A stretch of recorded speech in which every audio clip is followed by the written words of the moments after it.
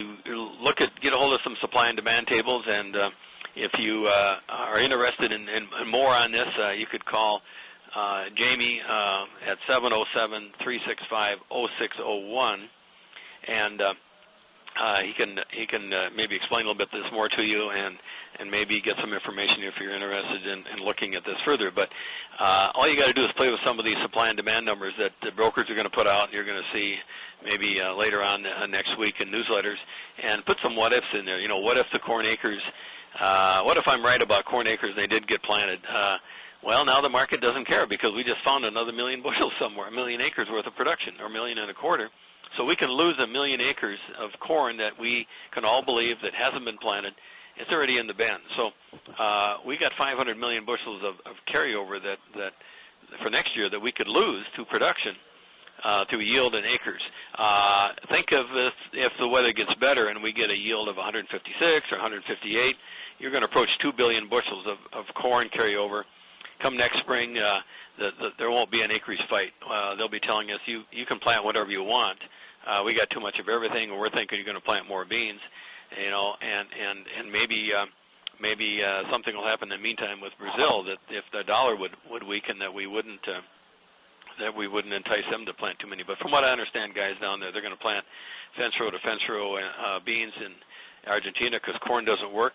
The thing I look at here is that plug in the numbers in your cash flow and say, if this is all it's going to be, and you've got corn left over that you haven't sold for this year, what are you going to do next year?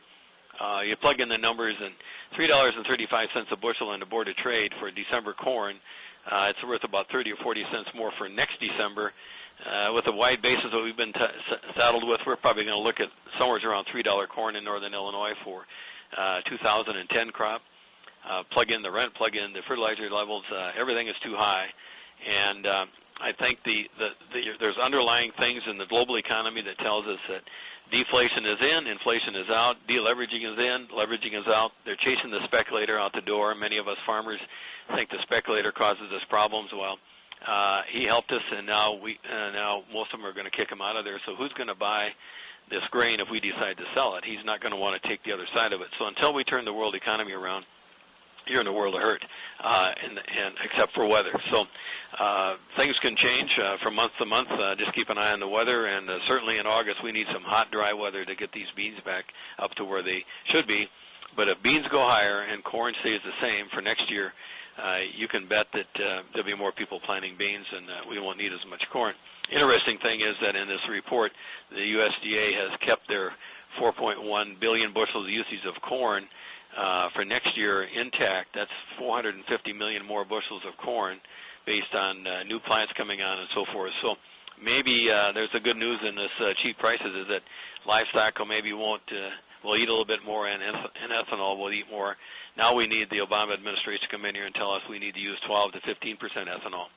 But the livestock guy is going to lobby against that. You can bet on it. So we'll see what happens down the road. But in the meantime, I went into the report 100% sold on everything, maybe a little bit more than 100%. And I've got to start asking myself now, would I plant more of this variety that I now have sold next year if the prices don't get any better? So at some point, I'll look at it and say, prices are cheap enough. But the problem is anybody who bought corn in this last year has got a margin call. Anybody that bought wheat has got a problem. And anybody that was really bullish soybeans has got a major problem. So you've got the speculator out there who bought grain hoping that it would go higher on some new story. He lost money now, and so we're sucking the equity right out of this market, and people will scramble to try to pick up something somewhere. As I said, in wheat, pretty cheap in this level, $5 wheat. You can't feed it against corn, but it's certainly cheap enough. I won't plant it in North Dakota or in Illinois. So with that, nothing new that any more to say other than keep an eye on this thing going into harvest. October 12th is probably the soonest we're going to find out what we really did plant, and that may put the low in for the fall. So in the meantime, remember that once you lose demand, and we lost a lot of demand this year in corn and in wheat, and we priced ourselves, we rationed some demand in beans. Once you lose that demand, the function of the market is to get to prices cheap enough to buy that demand back. We're doing it in housing, we're doing it in cars, and to think that we're not going to have to do this in agriculture, I think, is being naive. So we've lost 500 million bushels demand in export market for corn. We lost demand in the livestock.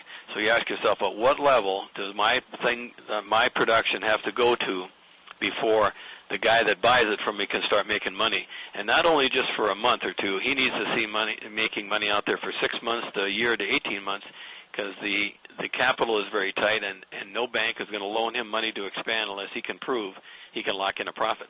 Times have changed. Cash is king now. That's it for today, and good marketing. Thank you.